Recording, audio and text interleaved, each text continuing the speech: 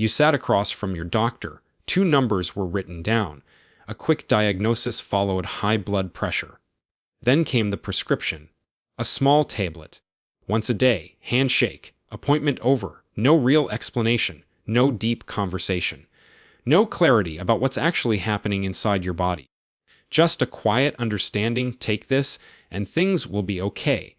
You walk out holding that prescription, maybe a little relieved, maybe slightly uneasy, but mostly trusting the process, because that's what we're taught to do. But here's the truth most people don't hear at that moment. That pill isn't fixing the problem, it's controlling it. And that distinction, small as it may sound, quietly shapes everything that follows. Control means managing the outcome. Correction means changing the cause. And the difference between those two ideas, a control versus correction, is exactly where people's health paths begin to separate. Some people stay on the same track for years, adjusting doses, adding medications, watching numbers rise and fall. Others begin to shift something deeper, not overnight, not dramatically, but steadily. They move toward stability, toward less dependence, toward a body that isn't constantly being pushed back into balance. What creates that difference isn't luck. It isn't genetics alone. It's understanding. And once you understand what's really happening beneath the surface, everything about how you approach your health begins to change, quietly but powerfully. Most people walk out of that first appointment with more questions than answers. What exactly is high blood pressure? Why did it happen now? What changed? What is that medication actually doing inside the body? But those questions often remain unasked or unanswered. Instead, they're replaced with a simple routine: take this daily. We'll check again in a few months. And so life continues. The pill becomes automatic. It sits next to your toothbrush, your tea, your breakfast. You take it without thinking. Days turn into weeks, weeks into months. And gradually, it stops feeling like treatment and starts feeling like part of who you are. But something important is still missing. Because without understanding the why, you're left reacting instead of responding. You're treating a number instead of understanding a system. And blood pressure isn't just a number printed on a report. It's a signal, a reflection of how your body is functioning beneath the surface. A quiet message that something in the system has shifted. Most people assume high blood pressure is a heart problem. That's the obvious conclusion. After all, the heart is what pumps blood. If pressure is high, the heart must be working harder, right? But the reality is more nuanced. The heart plays a role, yes, but it's not the starting point. The real story unfolds inside your blood vessels. Your arteries are not stiff pipes. They are living, adaptive structures. They respond constantly to your environment, your activity, your emotions, even your thoughts. Each artery is lined with smooth muscle that expands and contracts throughout the day. When you move, they adjust. When you rest, they adjust. When you're stressed, they respond. When you're calm, they respond again. In a healthy younger system, this flexibility is effortless. The vessels stretch easily. They absorb pressure without resistance. They return to normal just as easily. But over time, this flexibility begins to fade. Not suddenly, not noticeably. It happens quietly. The muscles surrounding the arteries begin to lose their ability to fully relax. They stay slightly tightened, just enough to change the internal environment.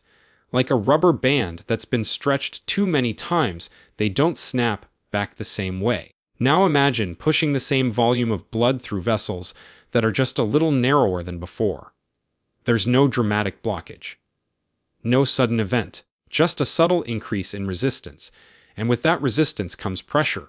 It builds slowly, silently, without symptoms, until one day it's measured and labeled. Inside those vessel walls, at the microscopic level, something very precise is controlling this tension. That control comes from calcium. Calcium isn't just for bones. Inside muscle cells, it acts like a switch. When calcium enters the cell, it signals contraction. The more calcium that enters, the tighter the contraction becomes. When less calcium is present, the muscle relaxes. This process happens constantly, moment to moment. and it's controlled by tiny channels, microscopic gateways in the cell walls. These channels decide how much calcium enters and when. When they allow more calcium in, vessels tighten. When they restrict it, vessels relax. And this is where your medication comes into play. That small tablet you take each day has a very specific function. It interferes with those calcium channels. It doesn't shut them down completely. It doesn't change them permanently. But it limits how much calcium can enter those muscle cells. And when less calcium enters, the muscles relax. When the muscles relax, the vessels widen. When the vessels widen, blood flows more easily. And as a result, the pressure decreases. From a clinical perspective, it's a precise and effective solution. It targets a key mechanism. It produces measurable results. And for many people, it works reliably. But there's another layer to this that often goes unspoken. The medication changes how the vessels behave. But it doesn't change why they were behaving that way to begin with. The conditions that led to that increased tension, the internal environment, the daily patterns, the accumulated strain, are still present unless something else addresses them. So, while the numbers improve, the underlying story may remain the same. And this is where confusion begins, because when people see improvement on a chart, it's natural to assume the problem has been solved. But what's often happening is stabilization, not resolution. Management, not repair. The system is being guided into balance from the outside, and that can be incredibly helpful, sometimes essential. But if nothing else changes, the forces pushing in the opposite direction don't simply disappear. They continue quietly in the background. And over time, they can grow stronger. High blood pressure doesn't appear overnight. It's the result of accumulated influence. Small factors, repeated daily. Slight imbalances, sustained over years. Too much sodium, too little movement. Ongoing stress, irregular sleep, processed foods, emotional strain. Each one on its own may seem insignificant, but together they shape the internal environment. They influence how your vessels respond, how your kidneys manage fluid, how your nervous system regulates tension, and slowly they push the system toward higher pressure. So even while medication is keeping the numbers controlled, these deeper influences may still be active. And if they continue unchecked, they can begin to outweigh the effect of the medication. This is why some people, despite doing everything they've been told, eventually see their readings rise again. They haven't failed. They haven't done anything wrong. They've simply been addressing one part of the equation while the rest continues to operate unchanged. So the system adapts. The dose increases, another medication is added, and the cycle continues. Understanding this doesn't create fear, it creates clarity, because it shows you where your influence actually lies. It shows you that the medication is one tool, not the entire solution, and it opens the door to a different way of thinking, a more complete approach. One where you're not just managing numbers, but influencing the system that produces them. Even side effects begin to make more sense through this lens.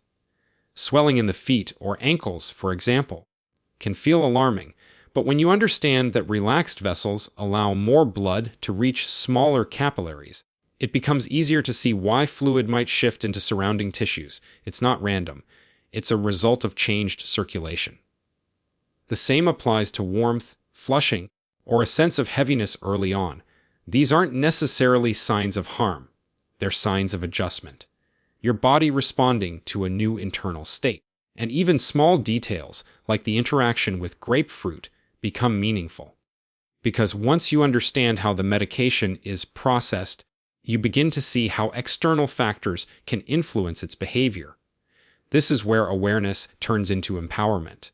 Because now you're not just following instructions. You're participating in the process. And that's where real change begins.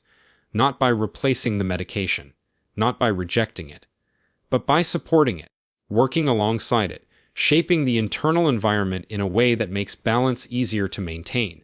Sodium, potassium, and magnesium become more than just nutrients. They become levers. Sodium influences fluid volume. Potassium helps regulate that balance. Magnesium supports relaxation at the muscular level. And when these are aligned properly, the system begins to shift. Not instantly, but steadily. The body becomes less resistant, the vessels respond more naturally, the fluctuations begin to smooth out, and over time, something subtle but important happens. The numbers don't just improve, they stabilize. There are fewer spikes, less unpredictability, more consistency, and that consistency is what creates confidence. It's what allows you to feel like you're not just reacting to your health, but actively shaping it. Progress, in this context, doesn't look dramatic. It doesn't happen in a single moment. It unfolds gradually, quiet improvements, small shifts, repeated consistently. And over months and years, those small shifts compound. They redefine the trajectory. So that moment in the doctor's office, the one that felt like an ending, was never really an ending at all. It was the beginning of a deeper conversation. One that most people never fully have.